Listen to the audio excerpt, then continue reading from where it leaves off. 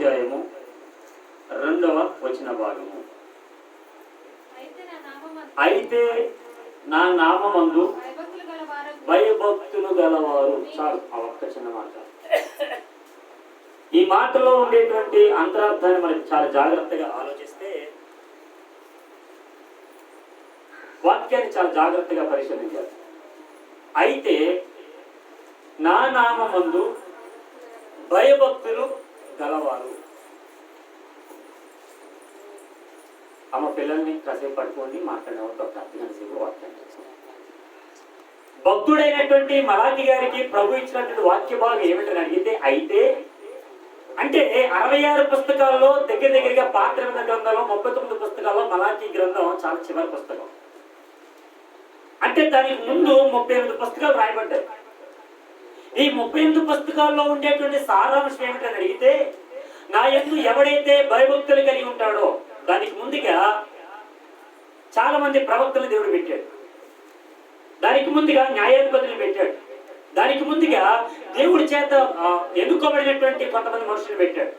ఆదాము మనకు తెలుసు, అబ్రాహాము తెలుసు, నోవా తెలుసు, హానోకు తెలుసు. అంటే వీళ్ళందరూ ఎంత భయభక్తులో నడిచారో, అంటే ఎవరి నామమందు భయభక్తులు కలిగి ఉన్నారో వారికి మాత్రమే నీతిశీలుడు. దానికి స్తోత్రం చెప్పండి కదా, హల్లెలూయా. అంటే దేవుని నామము తెలుసుకోకుండా, దేవుని నామము ఎరగకుండా, దేవుని దగ్గరికి రాకుండా, దేవుని యొక్క మాటను ఆలకించకుండా ఆయన భయము భక్తి ఎలా కలిగి ఉంటావు? నువ్వు తెలియకుండా, ఉదాహరణకి అక్కడ ఏదో ఫంక్షన్ జరుగుతుందండి, మనకి తెలిసిన వాళ్ళనే. ఆ ఫంక్షన్ జరుగుతుందంటే అది మనకి తెలియకుండా మనం వెళ్ళగలగలం? అది మనకి చెప్పకుండా, మనకి ఇన్విటేషన్ ఇవ్వకుండా, మనకి ఎటువంటి ఆహ్వానం చెప్పకుండా వాళ్ళ దగ్గరికి వెళ్ళి మాట్లాడడం కూడా బాగుంటుందా?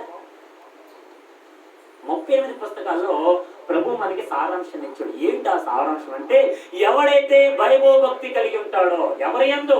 యెహోవా నామమందు, అయితే ఆయన నామమందు. మనందరం మంచి మంచి పాటలు పాడుతా ఉన్నాం. అన్ని నామముల కన్నా, ఎంత చక్కెత్తుకున్నారో అమ్మా, వింటున్నారా? పాడు. అన్ని నామముల కన్న పైనామము యేసుని నామము, ఎన్ని తరములకైన కనపరచదగిన క్రీస్తు నామము. గట్టిగా అన్ని నామముల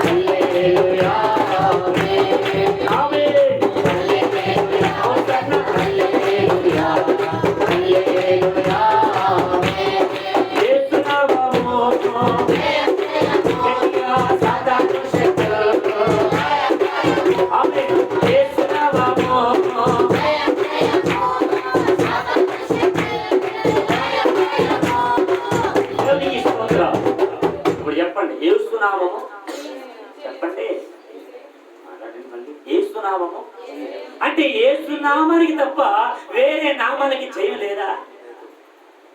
నామం అంటే ఏంటి?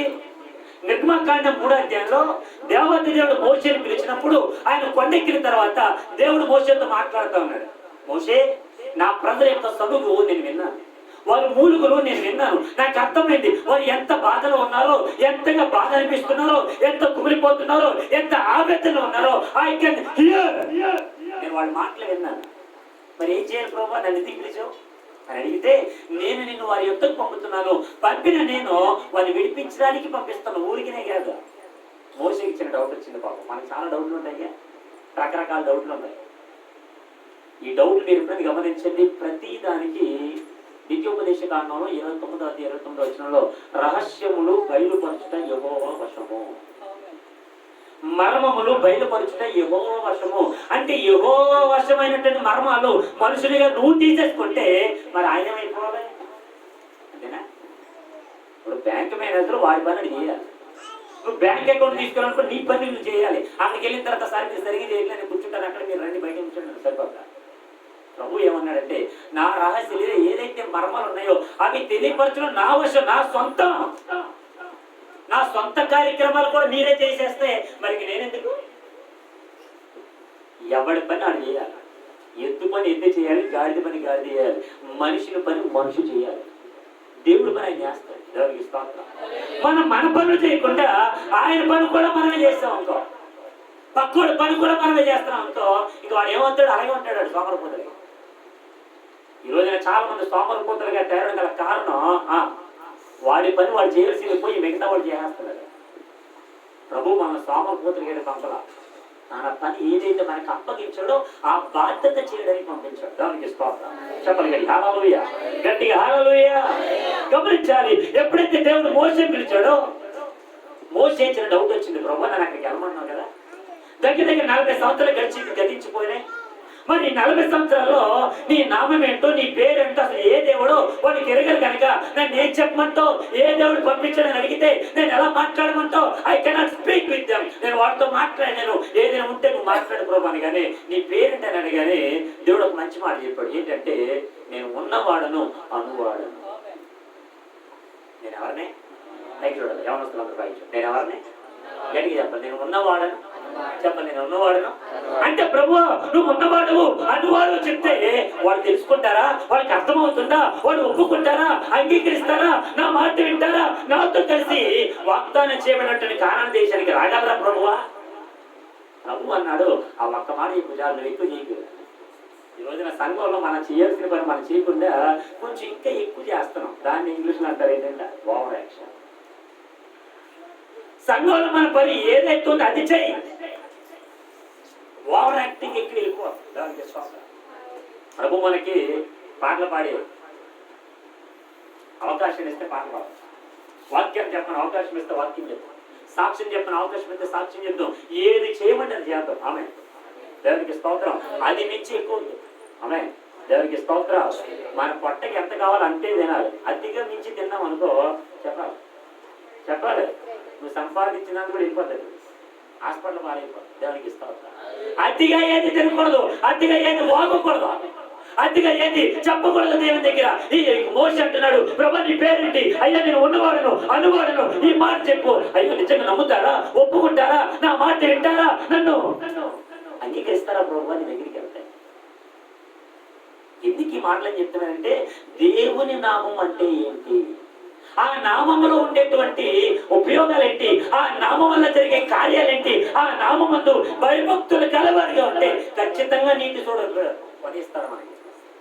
ఆయన నామమే తెలియదు మనకి, ఆయన పేరే తెలియదు మనకి, ఆయన ఎవరే తెలియదు. అందుకని పాట పాడతారు కదా, నా పేరే తెలియని ప్రజలు ఎందరూ ఉన్నారు, నా పేరును వారికి ప్రకటింప కొందరే ఉన్నారు, ఎవరైనా మీలో ఒకరైనా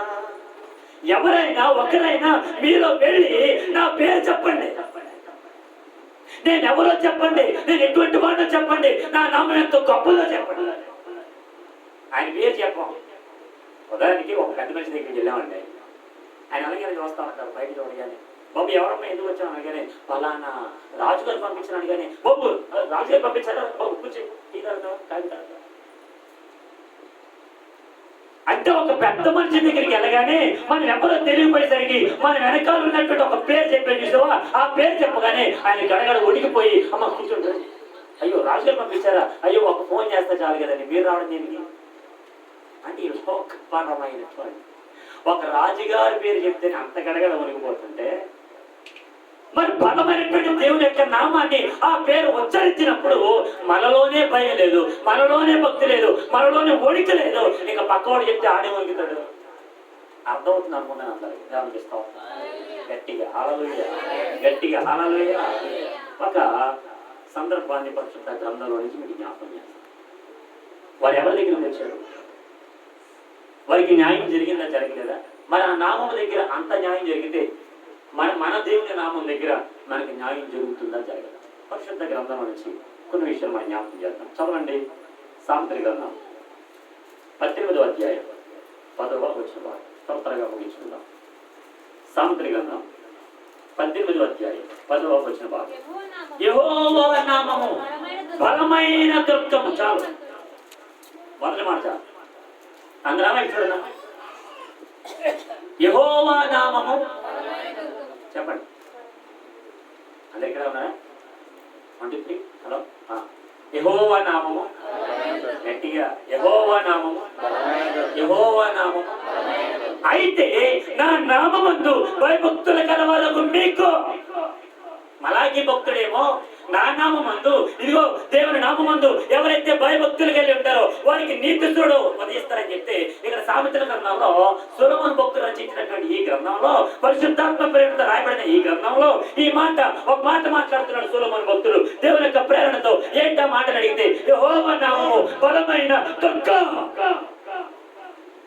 చెప్పండి ఏంటిది? చెప్పండి. యెహోవా నామము బలమైన దుర్గం. మీరు బాగా గమనించండి. ఇప్పుడు స్త్రీలు ఒంటరికి వెళ్ళినప్పుడు ఎవడో ఒకరు ఏడిపిస్తూ ఉంటాడు. స్త్రీలను కాదు, ఎవరైనా ఒక ఆడపిల్ల పైకి వెళ్తే పోకిరి ఉంటారుగా, వాళ్ళందరూ ఏడిపిస్తుంటారు. అదే పెళ్ళైనటువంటి భార్య తన భర్తతో పాటు కలిసి వెళుతుంది అనుకోండి, ఎవడు నేను మాట్లాడాడు చెప్పండి అంటాడా? ఎందుకంట? ఇదివరకేమో ఒంటరిగా వెళ్తున్నప్పుడేమో అల్లరి మొక్కలు, పోకిరి వెదలు, అనేకమైనటువంటి హేళనలు, లేదంటే చాలా ఎక్కువగా మాట్లాడుండొచ్చేమో కానీ, ఇప్పుడు ఒక పెళ్ళైనటువంటి ఆమె తన భర్తతో పాటు కలిసి వెళుతున్నప్పుడు ఏ ఒక్కడు కూడా ఏ మాట అనడానికి సాహసం చేయడు. కారణం ఏంటంటే తన భర్త ఉన్నారా పక్కన? ఎవరున్నారు చెప్పండి? ఎవరున్నారు? గట్టిగా ఎవరున్నారు? భర్త. నిన్ను సృష్టించిన వాడు నీకు భర్త అయి ఉన్నాడు. మరి భర్త అయినటువంటి ఆ దేవుడు పక్కన పెట్టి, ఇగో నువ్వు రావక్కర్లా, బయటికి ఎక్కడ మీద రాదు. ప్రతిదానికి నా అనుమానం లేదు. ఎక్కడికి వెళ్తారు సార్ నాతో వెనక? నువ్వు అనుమానం పెట్టుకుని నా వెనక వస్తా ఉన్నావు. నువ్వు రావక్కర్లా, నేను ఒక్కదాన్ని వెళ్ళిపోతాను. ఎడిగే చెప్పండి. ఇప్పుడు భార్యమో ఆ మాట అనడానికి నువ్వు ఎంతైతే శ్రద్ధగా నీ భర్తని ప్రేమిస్తావో, నీ భర్త నీ భార్యని ప్రేమిస్తున్నాడో ఎంతైతే ఉంటుందో ఆ భయమో భక్తుల మీ ఇద్దరి మధ్య నమ్మకం ఉండాలి. ప్రభు మనకి భర్తగా ఉన్నప్పుడు ప్రభుని వదిలిపెట్టి సింగారించుకుంటే వెళ్ళామనుకో, నాకు అన్ని తెలిసిన వాక్యం ఉన్నాయని తెలుసు అని అనుకుని సింగారించుకుంటే వెళ్ళామనుకో, భర్త లేడు కనుక సాతనుడు ఏం చేస్తాడు? అల్లరి మోకలు పంపుతూ ఉంటాడు. అనేకమైన మాటలు, అనేకమైనటువంటి హేళనలు, అనేకమైనటువంటి అల్లర్లు, అనేకమైనటువంటి అన్నీ జరుగుతాయి. సామెతల గ్రంథంలో 18వ అధ్యాయం 10వ వచనంలో యెహోవా నామము బలమైన దుర్గం. బలమైన దుర్గం. ఆయన నామమే బలమైనటువంటి నామం దగ్గరికి పగిద్దరు వచ్చారు. రాజుల మొదటి గ్రంథం 3వ అధ్యాయం 16వ వచన భాగం నుంచి కొన్ని వచనం. రాజుల మొదటి గ్రంథం 3వ అధ్యాయం 16వ వచన భాగం. తరువాత వేశ్యలైన ఇద్దరు స్త్రీలు రాజునంతకు వచ్చి అతని ముందర నిలిచిరి. చాలు. ఈ సందర్భాన్ని మనందరికి బాగా సుపరిచితం, చాలా జాగ్రత్తగా ఉంది. రాజుల మొదటి గ్రంథంలో 2వ అధ్యాయం మొట్టమొదటి వచనంలో దావీదుకి మరణకాలం సమీపించింది. దావీదు మహారాజు, ఇశ్రాయేలు యొక్క 12 గోత్రాన్ని పరిపాలించినటువంటి 2వ మహారాజు. మొదటి రాజు సౌలు అయితే, 2వ రాజు దావీదు అయితే, 3వ రాజు సొలొమోను. ఆ సొలొమోను పరిపాలిస్తున్నటువంటి కాలంలోనే తనకి ఎవరైతే పుట్టారో తన కుమారుడు వల్ల, లేదంటే తన వల్ల ఆ దేశం, లేదంటే ఆ 12 గోత్రాలు 2 రాజ్యాలకు విడిపోయింది. ఒకటేమో యోధా రాజ్యం, రెండేమో ఇశ్రాయేలు రాజ్యం.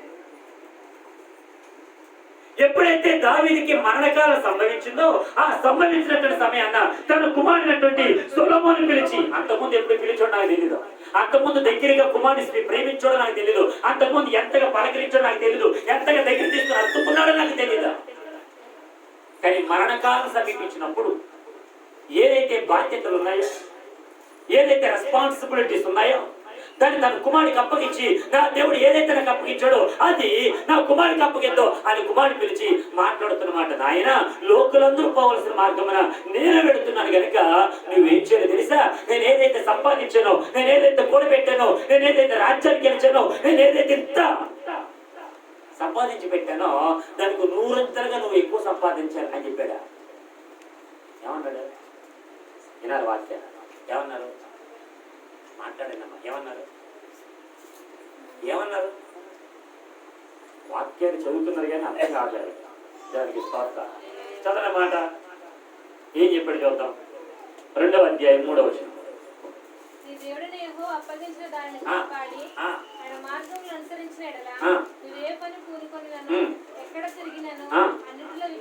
ఏమన్నాడంట?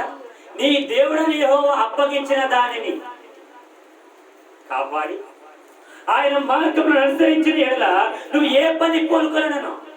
ఇంకప్పటికి రాజు అవ్వలేదండి, గుర్తుపెట్టుకోండి. అప్పటికి ఇంకా సొలొమోను మహారాజు గారు ఇంకా రాజు అవ్వాల. ఎప్పుడైతే దావీదు మరణించాడో ఆ మరణించిన తర్వాత తన సింహాసనాన్ని అధిష్ఠించాడు. తన మొదటి తీర్పు అక్కడ జరుగుతూ ఉంది. ఎప్పుడైతే ఈ యొక్క రాజుగా ఉంటున్నప్పుడు రాజ్య అధికారాన్ని తీసుకున్నప్పుడు ఏదైతే అధిష్టానం చేశాడో ఆ కుర్చీ మీద కూర్చున్నాడో వెంటనే ఒక చిన్న సమస్య ఏర్పడింది. ఏంటి ఆ సమస్య అంటే, 2 స్త్రీలు ఉన్నారు. వినాలి మాట. బలమైన నామం గురించి మనం నేర్చుకుంటాం. దేవుని నామం గురించి మనం నేర్చుకుంటాం. ఆ నామం వల్ల కలిగేటువంటి ఉపయోగాలు, ఆయన నామం వల్ల కలిగేటువంటి బలమైన తుర్కం ఏదైతే ఉందో ఆ నామం దగ్గరికి ఎవరు వచ్చినా ఖచ్చితంగా న్యాయం జరుగుతుంది. ఖచ్చితంగా జరుగుతుంది.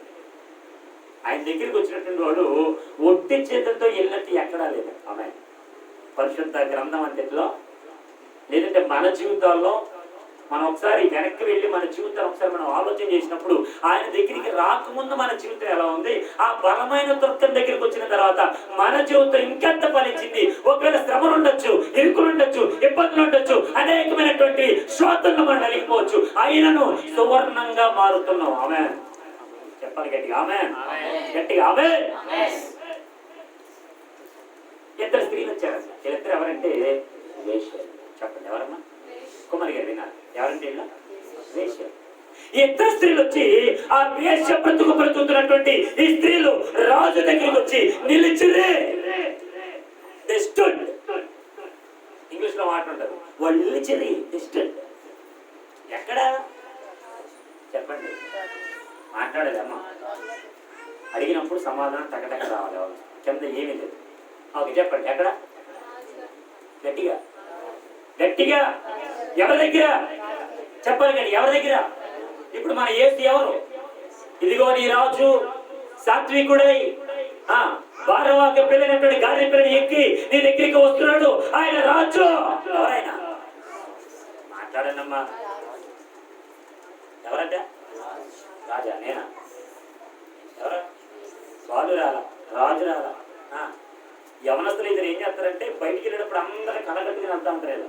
కానీ పిలిచినప్పుడు మాత్రం దేవుడి సన్నిధానికి బెస్ట్ ఫ్రెండ్ కూడా మర్చిపోతున్నాను. పోలే దానికి స్తోత్రం. హల్లెలూయా. దేవుని సన్నిధికి కలిసి రండి అని ఉంది వాక్యం. అంతేనా? విడివిడిగా రండి అని ఉందా? నీ స్నేహితులు పిలుచుకుని రండి ఉంది. అంతేనా? లేదంటే నువ్వు వచ్చే నీ పని నువ్వు చూసుకో అనంద బైబిల్ వాక్యం. కానీ ఫంక్షన్లకి ఏదైనా పనికి సంథింగ్ ఏదైనా ఇక్కడికి వెళ్ళినప్పుడే రావేట్రా డబ్బులుస్తున్నానంట, అక్కడ మంచి మంచి భోజనాలు ఉన్నాయి, ఎక్కడ వెళ్ళడం అని వెంట పెట్టుకున్నాడు. రాకపోయినా ఏదో రకంగా చెప్పి వాడు మనసు మార్చి వాడు హృదయాన్ని మార్చి ఏదో రకంగా వాడు నువ్వు ఫ్రెండ్ అవుతారా ఎలా మాట్లాడతామంటే మనం. కానీ దేవుడి సన్నిధికి వచ్చినప్పుడు వాడిని తీసుకురాలేం. దేవునికి స్తోత్రం. చెప్పలేదు. హల్లెలూయా. పెళ్లి వాక్యం వినాలి. ఎప్పుడైతే 2 వేశ్యలు రాజు సమ్ముఖం నిలిచిపోయారంటయ్యే, ఇంకా వాళ్ళకి పెద్ద మనుషులు ఎవరు తెలియదా? ఆ లొకాలిటీలో తనకంటూ ఎవరు తెలిసినటువంటి వారు ఎవరు లేరా? వాళ్ళ దగ్గరికి వెళ్తే న్యాయం జరగదా? వాళ్ళ దగ్గరికి వెళ్తే వరక ఏదైతే సమస్య వచ్చిందో ఆ సమస్యకు పరిష్కారం రాదా అని అడిగితే ఎక్కడా రాదు. 2 వేశ్యలు ఉన్నారు. ఆ 2 వేశ్యలు రాజు అయినటువంటి సొలొమోను మహారాజు యొక్క సన్నిధానంలో నిలిచారు. నిలిచిన తర్వాత వాడికి ఏదైతే సమస్య ఉందో ఆ సమస్యను చెప్తా ఉన్నారు. మీరు ఎప్పుడైనా గమనించాలి, ఇది రాజు సన్నిధి. ఆమె చెప్పండి, ఇది ఏ సన్నిధి? చెప్పండి, ఎవరిది ఇది? చెప్పండి, ఎవరి సన్నిధి? రాజు సన్నిధి. నిజమైనటువంటి యేసు రాజు దగ్గరికి మనం రాగలిగితే ఈ రాజు సన్నిధానంలో నిలిచిపోవాలంట. ఇక్కడ నిలవాలి. మనం అక్కడక్కడ నిలుస్తాం, బయటికి వెళ్ళి మాట్లాడుకుంటాం, అక్కడ గుంపులుగా కూడి అక్కడక్కడ. ఇక్కడ నిలవాలి. బయటికి వెళ్ళి ఎక్కడో చోటనే ఉండిపోయి అయ్యో నా సమస్య ఇదండి, ఇదిగో నాకు ఆ బాధ ఇదండి, అమ్మ నీకు అర్థమవుతుందా, నీకు తెలుసా, అయ్యో నన్ను పట్టించుకోవట్లేదు, నన్ను ఎవరు చూడట్లేదు, నన్ను ఎవరు నాతో ఎవరు సరిగ్గా మాట్లాడట్లేదు అని అక్కడెక్కడ చెప్పుకోవడం కాదు, ఇక్కడ నిలవాలి నువ్వు. ఇక్కడ నిలిస్తే నీకు ఏదైతే ప్రాబ్లం ఉందో, నీకు ఏదైతే సమస్య ఉందో, నువ్వు దేని గురించి అయితే బాధపడుతున్నావో ఆ ప్రతిది కూడా రాజు అయినటువంటి ఆయన దగ్గర చెప్పాలన్న. మనం ఎక్కడ చెప్తాం? ఎక్కడ చెప్తాం? బయట వీధిలో బజార్లో నీకు తెలుసా ఇలా జరిగిందంట, ఇదిగో ఇలా అన్నారంట, అది అలా మాట్లాడారంట. వాళ్ళకి వీళ్ళకి మనమే దుఃఖేసుకుంటాం. చెప్పండి కదా, హల్లెలూయా. నిజమైన రాజు అయినటువంటి ఈ రాజు సముఖం నిలవకుండా, ఈ దగ్గరికి రాకుండా, ఇక్కడ ఉండకుండా నువ్వు ఎక్కడ మనతో అక్కడికి వెళ్ళి చెప్పినా సరే అది ఊరంతా పాకిపోతుంది. ఆమె ఆగదా ఆగదా? నువ్వు ఒక్క మాట ఏంటి, అదిగో ఇలా చెప్పాడంట, అదిగో ఇలా అన్నారంట, అదిగో ఇలా జరిగిందంట, అది నేను విన్నాను, ఇదిగో అని ఒక తర్వాత ఒకరు అందరికి ఏమైపోతుందంటే అంటు వ్యాధులకు అందరికీ అంటుకుపోతుంది.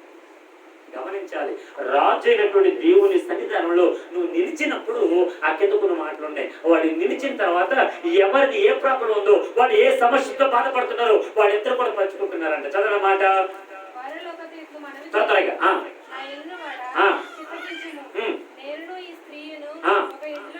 నివసించుచున్నాము, కన్నాను, కూడి ఉన్నాము. ఇంట్లో మరి ఎవ్వరు లేరు. అయితే రాత్రి ఇది పడకలో తన పిల్ల మీద పడగది చచ్చిన కాబట్టి మధ్యరాత్రి ఇది లేచి నీ దాసిని నిద్రించుచుండగా వచ్చి నా ప్రక్కలో నుండి నా బిడ్డను తీసుకుని తన కౌగిట్లో పెట్టుకొని చచ్చిన తన పిల్లను నా కౌగిట్లో ఉంచాను. ఉదయం నేను లేచి నా పిల్లకు పాలియ చూడగా అది చచ్చినదాయను. తరువాత ఉదయం నేను పిల్లను నిదానించి చూచినప్పుడు. ఈ మాట చాలా ఇంపార్టెంట్. నువ్వు దేవుని సన్నిధిలో ఉన్నప్పుడు అదొక ఎత్తు అయితే, ఈ దేవుని యొక్క బలమైన దుర్గం దగ్గరికి వచ్చినప్పుడు అదొక విషయం అయితే, ఇప్పుడు నిదానించి చూడాలంట. దేన్ని దేన్ని దేన్ని అంతే కాదు, దేవుని సన్నిధిని చూడాలి. అబ్బో ఇంకా అమ్మా బిడ్డని చూడాలి. అబ్బో ఇంకా దేన్ని చూడాలి? నిదానించి దేన్ని చూడాలి? నువ్వు ఎందుకు ఎక్కడికి వచ్చావు? నీ ప్రాబ్లం ఏంటి?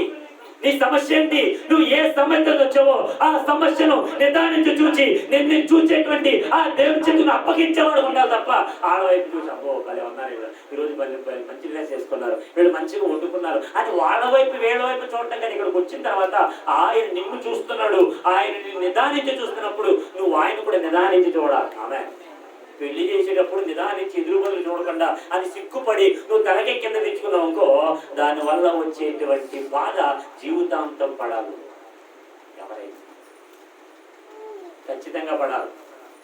కొంతమంది ఏమంటారంటే ఇప్పుడు ఎందుకు సిగ్గుపడతావు, పెళ్లి చూపుల్లో సిగ్గుపడాలి. సిగ్గుపడితే నీ జీవితం ఏమైపోతుంది? సిగ్గుపాలైపోతుంది. ఇది ఎవరు చెప్పడం? అమ్మాయిని సరిగ్గా చూడకుండా, అబ్బాయిని సరిగ్గా చూడకుండా, వాడి యొక్క పరిస్థితులు చూడకుండా, వాడికి అలవాట్లు చూడకుండా, ఏం అర్థం కాకుండా నువ్వు అలా చూసి సిగ్గుపడి తలకి కింద తెచ్చుకున్నావు అనుకో,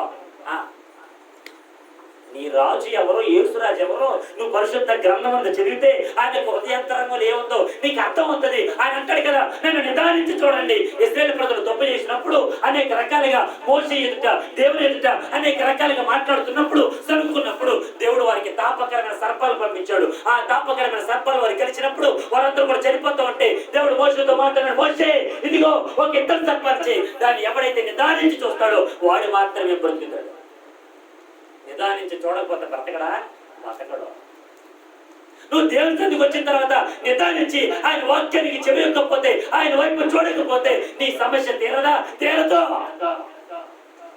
యెహోవా నా బలమైన దుర్గం చెప్పుకొని వెళ్ళిపోవడం తప్ప, మాటలు తప్ప చేతల్లో ఏముండదు మన జీవితాల్లో. నిదానించి చూడాలి. దేన్ని?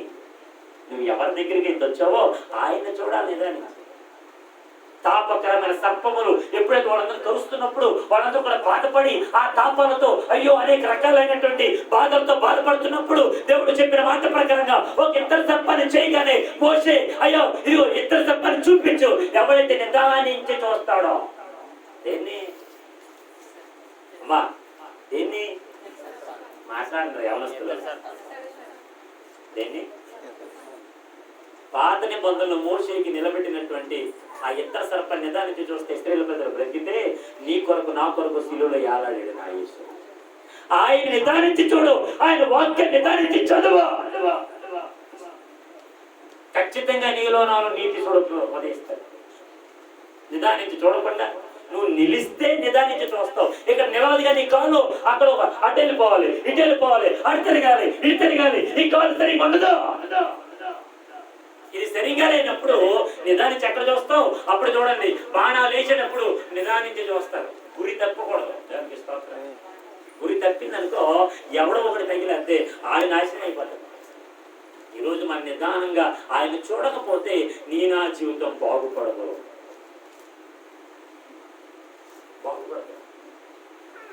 వారిలో వీళ్ళు తప్పులు వెతుకుతూ ఉంటావు. వారు ఎంత తప్పు చేశారు, మీరు ఎలా మాట్లాడారు, నా గురించి ఎంత అనుకున్నారు అని వాడి గురించి వీళ్ళ గురించి నువ్వు పరిశీలన చేయడం కాదు, నీ జీవితం దేవుని దగ్గర ఎలా ఉంది ఇక్కడ పరిశీలన చేయి. ఇక్కడ నిదానించావు, ఇక్కడ నిదానించావు.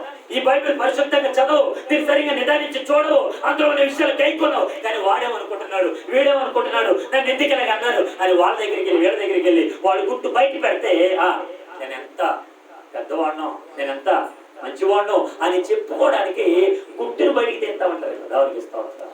చెప్పండి గట్టిగా హల్లెలూయా. నా ప్రభు ఎప్పుడైనా నువ్వు చేసిన పాపాన్ని బయటపై తీసాడా? నా ప్రభు ఎప్పుడైనా నువ్వు చేసిన దోషం ఇదిగో ఇలాగా పలానా ప్రవీణు ఎంత దోషం చేశాడు నా బిడ్డ అని ఎప్పుడే చెప్పుకున్నాడు నా ప్రభు? మరి నీకు నాకెందుకు, నీకు నాకెందుకు? దేవుడు అప్పగించిన పని ఏదైతే ఉందో అది చేసుకుంటూ వెళ్ళిపోదాం. నమ్మిన వాడు రక్షింపబడతాడు, నమ్మని వానికి శిక్ష ఆయన ఎదిస్తాడు, మనకు అనవసరం. ఆమె స్కూల్కి పిల్లల్ని అందరూ పంపిస్తారు, చదువుకున్నవాడు బాగుపడతాడు, చదువుకున్నాడు మంచి ర్యాంకులో వస్తాడు, చదువుకున్నాడు మంచి ఉద్యోగం సంపాదిస్తాడు, చదువుకున్నాడు చక్కగా చూసుకుంటాడు, చదువుకున్నాడు వాడు ఇష్టం. నీకు నాకు ఎందుకు, మనకెందుకు ఇదంతా? ప్రభు అన్నాడు, ఎప్పుడైతే వాడు మాట్లాడుతున్నారో ఆ ఇద్దరు స్త్రీలు నిలిచిపోయారంట. ఆ మొట్టమొదటి దేవుడి సందులో లేదంటే రాజు సభకు నిలిచిపోయిన వీళ్ళు వాళ్ళు మాట్లాడుతూ ఉంటుంటే వాళ్ళు ఆ స్త్రీ చెప్తున్నమాట, అయ్యా ఇదిగో ఫలానా 3 రోజుల క్రితంలో ఈమె కూడా బిడ్డని కన్నది, నేను దానికంటే ముందుగా 3 రోజులు బిడ్డని కన్నాను, కానీ మధ్యరాత్రిలో ఈమె కాలు వేసి తన బిడ్డను చెప్పుకుంది, కానీ మధ్యరాత్రి లేచి ఆ చచ్చిన బిడ్డ నా పడకలో వేసి నా కౌగుట్లో బిడ్డను తీసుకొని తన కౌగుట్లో వేసుకుందయ్యా. కానీ ఉదయం లేచి పాలవడని చూసినప్పుడు, ఎప్పుడైతే నిదానించి చూసినప్పుడు నాకు అర్థం కాల, కానీ ఇవి నా బిడ్డ కాదని. కానీ మరలా నేను పరిశీలన చేశాను, నా రూపురేఖలు లేవు, నాకు ఇలా చూసినప్పుడు అయ్యి ఇది నా బిడ్డ కాదా అని ఎంతో ఆలోచిస్తున్నప్పుడు నాకు అర్థమైంది ఒకటే, ఇది నా బిడ్డ కాదు, ఇది నా బిడ్డ కాదు. మరి ఏది నీ బిడ్డ? పాస్టర్ గారు ఎంతో కన్నీరు కాచి, పాస్టర్ గారు కుటుంబ సంఘస్థులందరూ కన్నీరు కాచి ఒక్కొక్క ఆత్మను సంరక్షించి ఈ యొక్క ప్రభుత్వాన్ని నిలబెడతా ఉంటుంటే ఎవడో ఏదో చెప్పడని దేవుని నిదానించి చూడకుండా, పాస్టర్ గారు నిదానించి చూడకుండా, పాస్టర్ గారి కుటుంబం నిదానించి చూడకుండా, సంఘాన్ని నిదానించి చూడకుండా, నేను అలవాట్లు, నేను పద్ధతులు, నేను ఆలోచనలు, తలంపులు వీటిని బట్టి ఈ సంఘం వద్దు అని వెళ్ళిపోతున్నావే. నిదానించి చూస్తే ఖచ్చితంగా ఇక్కడ నిలబడతావు. నువ్వు నిదానించి చూడవుగా, నీకు నిదానించి చూసి అలవాటు లేదు కాబట్టి ఎక్కడికైనా ఒకటే వెళ్ళిపోదాం. కన్న బిడ్డ ఎవడు, పెంచుకునే బిడ్డ ఎవడు నీకు తెలీదా? చెప్పండి, తెలీదా? రీసెంట్గా ఒక వీడియో వచ్చింది, వాట్సాప్లో చూసారా లేదా? వాట్సాప్లో ఒక వీడియో వచ్చింది, పెళ్ళయింది తమిళనాడు, ప్రియుడి మోజులో పడి 2 సంవత్సరాల బాబును వాడు అన్నాడంటే, ప్రేమించినాడు అన్నాడంటే, మన కట్టుకి బాగున్నాడు, మరి ఏం చేద్దామని అడిగితే, నువ్వేం చేయమంటూ చెప్పుకొని అడిగితే, ఏదైనా చేస్తాను నీ కోసం అని ఆ స్త్రీ ప్రేమించినటువంటి ప్రియుడితో మాట్లాడిన వాడు అన్నాడంటే, ఏదైనా చేస్తామంటే మీ పిల్లవాడికి రక్తం వచ్చేలాగా గుద్దు, వాడి కాళ్ళు కాలిపోయేలాగా అట్లొస్తూ కాల్చేయి, అవన్నీ నాకు వీడియో తీసి పంపు. భర్తకే పంపిందంట, ప్రియుడికి పంపిందంట. నా దగ్గర ఉంది వీడియో. భర్తకే ప్రియుడికి ఇద్దరికి పంపిందంట. 1 గంటలో పట్టుకున్నారు ఆయన, 1 గంటలో పట్టుకున్నారు పోలీసులు. నిదానించి నీ బ్రతుకు అనేక రకాలుగా మారిపోతున్నప్పుడు ఎవడో ఏదో చెప్పిన మాటను పట్టుకొని దాన్ని నువ్వు ఎంతో అలాగే ఆలోచిస్తూ ఉంటే నీ బ్రతుకు ఎంతో కృషిపోతుంది కదా, నువ్వెంతో నాశనం అయిపోతుంది కదా. ఇప్పుడు ప్రియుడి మోతులో పడి బిడ్డను కొట్టి చావు కొట్టింది, ఆ పొళ్ళు మీద కొడతా ఉంటుంటే ఆ పొళ్ళు దిక్కుని అంటే కదా, దీన్ని చూసుకుని అని ఊదుకుంటే తప్ప ఆ పిల్లలకు రక్తాలు వచ్చేస్తుంటే ఆయన మాత్రం పట్టించుకోవట్లేదు. ఎంత కసాయితల్లో చూడాలి. ఇదిగో ఇప్పుడు చదువుకున్నాం కదా పరిశుద్ధ గ్రంథాలు, కాలు బిడ్డ మీద చచ్చిపోయిందంట. అయ్యో నా బిడ్డ చచ్చిపోయింది, ఏంటి నేను ఇంత తప్పుగా చేశాను అని పశ్చాత్తాపడ్డం అనేసి ఉన్నారుగా 3 రోజుల ముందు పుట్టిందిగా ఏమవుతుందిలే అని తీసుకొచ్చి తన కౌగుట్లో మార్చేసి తెచ్చేసుకుంటారు. కన్న బిడ్డ ఎవడో పెంచిన బిడ్డ ఎవడో తెలీదా? మన సన్నిధానికి ఎవరైతే రావట్లేదో కొంతమంది గృహాలకు వెళ్ళి దర్శించాం, వాళ్ళతో మాట్లాడు, వద్దాం ఒక్కొక్క ఇంటికి వెళ్దాం. పోయేదే ఉంది, కరోనా కింద ఆగుతున్నాం తప్ప లేదంటే ప్రతి ఇంటికి వస్తాం. దానికి స్తోత్రం. ఒకసారి ఇలాగే కరోనా టైంలో ఒక్కొక్క ఇంటికి ప్రార్థన చేస్తా అంటే వాళ్ళు ఒకటి అన్నారు, మాకు ప్రార్థన వద్దండి, ప్రార్థన చేయొద్దండి, మా ఇంటికి రావద్దండి, గడప తొక్కకండి, ప్రార్థనకి రావద్దండి, చెయ్యొద్దండి, మా ఇంటికి గడప తొక్కద్దండి. నువ్వు తొక్కద్దని నువ్వు ఏమిటికి తొక్కుతావు? ఆమె చెప్పండి గట్టిగా హల్లెలూయా, గట్టిగా హల్లెలూయా. ఇప్పుడు ఈ ఇద్దరు స్త్రీలు రాజు సన్నిధికి వచ్చారు కాబట్టి రాజు వింటున్నాడు. నీ దగ్గరికి రాజు రాడు, మనమే రాజు దగ్గరికి వెళ్ళాలి. ఆమె చెప్పండి గట్టిగా హల్లెలూయా. నువ్వు పిలిస్తే రాడాయన, మనం ఆయన దగ్గరికి వెళ్ళాలి, ఆయన అడగాలి. మనకి ఏదైతే సమస్య ఉందో ఆ సమస్యను పంచుకోవాలి. ఆయనతో పంచుకుంటున్నారు ఇద్దరు. ఒక స్త్రీ మాట్లాడుతుంది, కన్నీరు కారుస్తుంది, అయ్యా ఇది నా బిడ్డ కాదు, ఇది అసలు నా స్వరూపమే లేదు, అసలు నేను కన్నప్పుడు ఆ రూపురేఖ ఎలాగైతున్నాయో ఈ 3 రోజుల్లో అసలు ఏమైపోయిందో తెలియదు. కానీ నేను నిదానించి చూసినప్పుడు అయితే ఇది నా బిడ్డ కాదయ్యా, ఏదేమని బిడ్డ అది తన కౌగిట్లో చూసారా, ఆమెనండి నా బిడ్డ. ఇవన్నీ విన్నాడు. చెప్పుకున్న తల్లి వచ్చంటుంది, లేదు రాజా, ఎంత నాటకం చేస్తావు, దానికి స్తోత్రం. చెప్పండి కదా హల్లెలూయా. లేదు, ఇదిగో ఈమెనే నా బిడ్డ, ఈ బిడ్డ నా బిడ్డ, బ్రతుకున్నది నా బిడ్డ, చచ్చిన దాని బిడ్డ. ఇద్దరు వాగ్వాదం చాలా ఎక్కువ జరుగుతోంది, ఘర్షణ జరుగుతోంది, దెబ్బలాడుకుంటున్నారు. రాజు దగ్గరికి వచ్చినా సరే ఆ సమస్యకి పరిష్కారం దొరుకుతుంది లేదో అన్న ఆలోచనతోంది. కానీ రాజు నిదానించి చూశాడు, ఆయన కూడా నిదానించి చూశాడు. దానికి స్తోత్రం. నువ్వే నీ బిడ్డ నిదానించి చూసినప్పుడు మరి తీర్పు తీర్చేటువంటి వాడు నీలో నాలో ఎంత నీతి ఉందో, ఎంత భక్తిగా బ్రతుకుతున్నామో ఆయన చూడ. నువ్వు ఒక్కడే చూస్తావా? చెప్పండి, నువ్వు ఒక్కడే చూస్తావా? అంటే నువ్వు ఒక్కడికి నీతి మంత్రువా? యోబుకి చాలా శ్రమలు వస్తే ఆ యోబు ప్రార్థన చేస్తున్నాడు, కన్నీరు కారుస్తున్నాడు, బలపెడుతున్నాడు. ఇదిగో నేను ఎంత నీతిపరుణ్ణి, నేను ఎంత భయభక్తులు కలిగి ఉంటామండి, నాకు ఇటువంటి శ్రమలు వచ్చినాయండి అని వాళ్ళందరూ మాట్లాడుతున్నాడు. యోబు మాట్లాడుతుంటే యోబు స్నేహితులు ఒక ఆయన ఉన్నాడు, ఎలిహు వచ్చి మాట్లాడుతున్నాడు, ఏంటి యోబు నువ్వు ఎంత భక్తిపరుడువా, దేవుడికే ఆజ్ఞాపిస్తావు, నువ్వు ఎంత భక్తిపరుడువా, దేవుడినే అడుగుతావా నువ్వు అని మాట్లాడుతున్నాడు. అందరికంటే చిన్నవాడు మా ఎలుగు, చాలా చిన్నవాడు.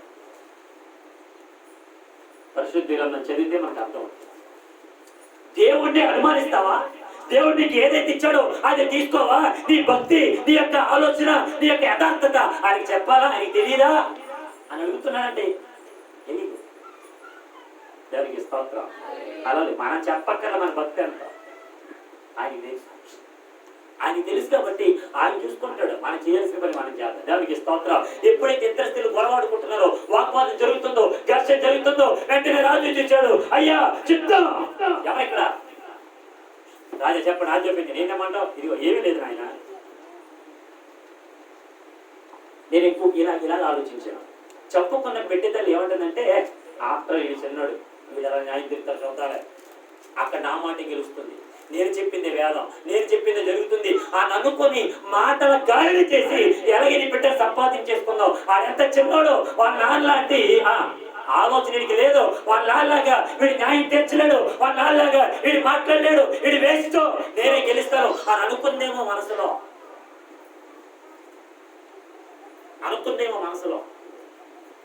కానీ రాజు ఒక మంచి మాట అన్నారు కదా, చదువున్నమాట 23వ వచనం. రాజు బ్రతికి ఉన్నది నా బిడ్డ, చచ్చినది నీ బిడ్డ అని ఒకటియు, రెండవది అలాగూ కాదు, చచ్చినది నీ బిడ్డ, బ్రతికున్నది నా బిడ్డ అని చెప్పుచున్నది కనుక కత్తి తీసుకురా. ఒకటే ఏమన్నాడు చెప్పండి, చెప్పాలి. దేవుని వాక్యము దేవుని వాక్యము చెప్పాలి. దేవుని వాక్యము గట్టిగా, దేవుని వాక్యము రెండంచులు గల ఏంటి ఏంటి రెండంచులు గల ఏంటి వాక్యం. ఖడ్గం ఖడ్గం ఏంటా ఖడ్గం? వాక్యం అంటే ఇప్పుడు దాని అర్థం ఏంటి? నీకు ఏ సమస్య వచ్చినా ఖడ్గం దగ్గర రావాలి, వాక్యం దగ్గరికి రావాలి. వాక్యము ఏసైనా కనుక ఆ దేవుని దగ్గరికి రావాలి. ఆయన అదే అన్నాడు, వెళ్ళి కత్తి తీసుకురామని ఆజ్ఞాపించాడు. దేవుని చూసుకోవాలి. చెప్పండి హల్లెలూయా, గట్టి హల్లెలూయా. దాని అర్థం ఏంటంటే నరికేద్దామని కాదు, దాని అర్థం ఏంటంటే నరికేద్దామని కాదు, సగం చేసేద్దామని కాదు. అక్కడ సందర్భాల్లో ఆ మాటలో ఇద్దరికి బతికల్ని పెట్టని చేస్తాగని చేసి దానికి ఒకటి దీనికి ఒక ముక్కిచ్చేద్దామన్నాడు. దానికి ఒకటి దీనికి ఒకటి ముక్కిచ్చేదానేసరికి పేరు తెంచుకుని పుట్టినటువంటి బిడ్డ కోసం తహతహలాడేటువంటి ఆ తపన, ఆ హృదయం కలిగినటువంటి తల్లి పరుగు పరిగిన రాజు దగ్గర నిలిచిందేమో, బిడ్డ నిదానికి చూచానేమో. ఇంకా ఆయన పాదం దగ్గరికి వచ్చి నాయనా చెప్పండి చెప్పండి చెప్పితే నా కడుపు తట్టుకొని రగిలిపోతుంది, ఆ బిడ్డను చెప్పద్దు. దానికి ఇప్పించండి. దేనికి దేనికి దానికి ఇప్పించండి చెప్పద్దు. ఎప్పుడైతే రాజు కత్తి తీసుకురమని ఆజ్ఞాపించాడో ఆ ఆజ్ఞాపన లేదంటే ఆ మాట వినగానే తాతాలు ఆడిపోయింది. ఓ పక్క నుంచి కన్నీరు కాస్తూ ఉంది, ఓ పక్కన ఉడికిపోతూ ఉంది, ఓ పక్కన గతగతలాడుతూ ఉంది. అమ్మో ఏం జరుగుతుంది, నా బిడ్డ నిజంగానే చంపేస్తారేమో. అసలు ఇప్పుడు ఎంత గత కూడా జరిగింది, నేను అసలు నిజమైన రాజైనా ఎందుకు చంపేస్తాడు పసిపాపనే అని అనుకున్నాము మనసులో. కానీ రాజుగారికి అర్థమైంది. ఆ మాటల ప్రకారంగా కింద చదివిన మాట 24 వచ్చిన కత్తి తెమ్మని ఆజ్ఞ ఇచ్చాను. వారు ఒక కత్తి రాజసన్నిధికి తేగా రాజు 2 భాగములుగా ప్రతిగుండి పెట్టని చేసి సగం దీనికి సగం దానికి చెరి సగం చేయవలసిన ఆజ్ఞ ఇచ్చాను. అంతటా బ్రతికిన పెట్టి యొక్క తల్లి తన బిడ్డ విషయమై పేగులు తరుగుకొని పోయినదే,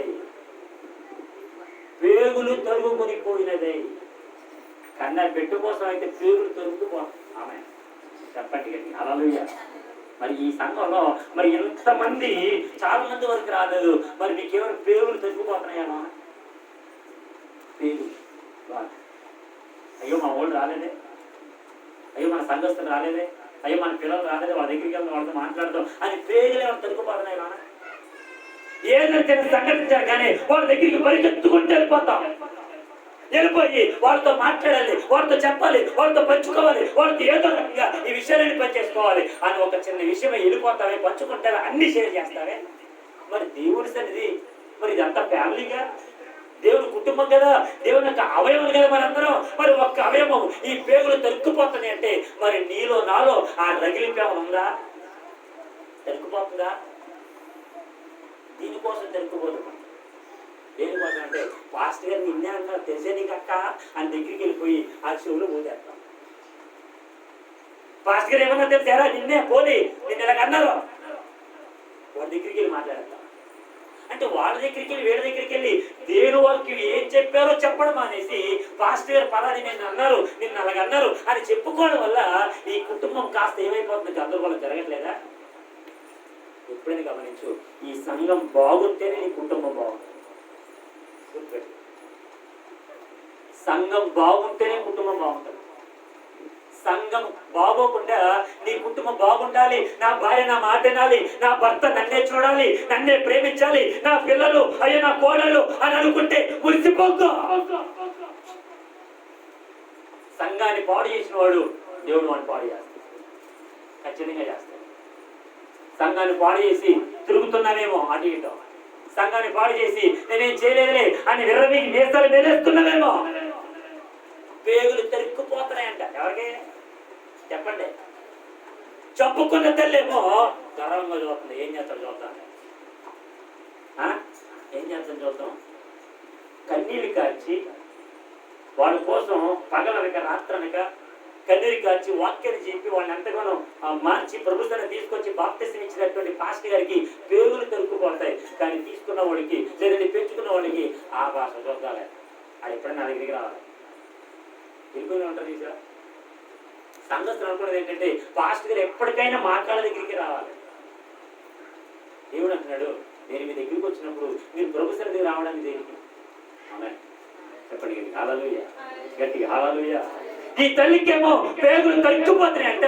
చెప్పుకున్న తల్లి ఏమో గర్వంగా చూస్తుంది ఆ తల్లి గారు. ఇంకా ఎందుకు ఏడుస్తుంది? అది నాదే అయితే, అది నాదే, నేనే తీసుకుంటాను.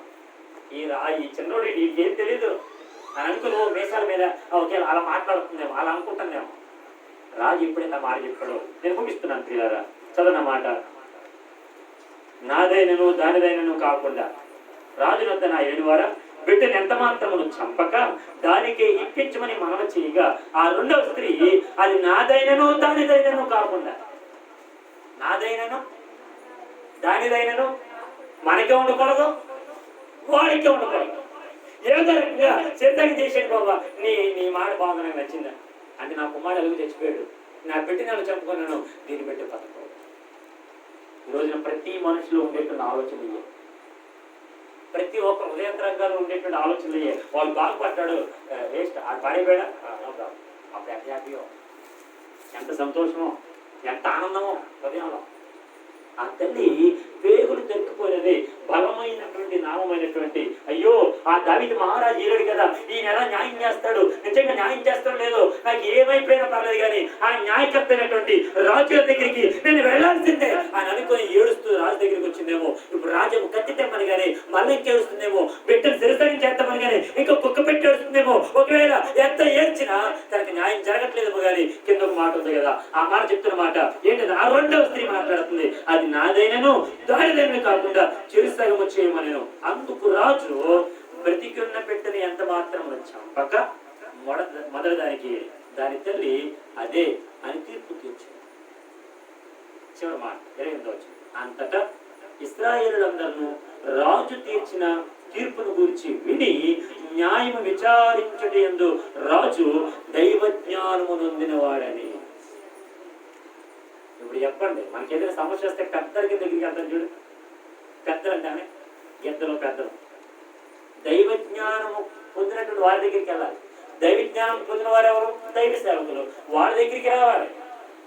అటు ఇటు ఒకవేళ వాడు చేస్తే వీళ్ళు చేస్తే అని వాళ్ళ దగ్గరికి వెళ్ళామనుకో, వాళ్ళు మనకి న్యాయము చేర్చారు. ఒకటి, దేవుడి సన్నిధిలో రాజు సముఖమున నిలిచిపోయారు. 2, నిదానించి చూచారు. 3, న్యాయాన్ని పొందుతున్నారు. ఈరోజు దేవుని సన్నిధిలో నిలుస్తున్నావా? ఆ నామము, ఆ సొలొమోను యొక్క నామము అనేకమైనటువంటి దేశ విదేశాలకి మారుమూలకి వెళ్ళిపోయిందంట, ప్రఖ్యాతి గాంచిందంట.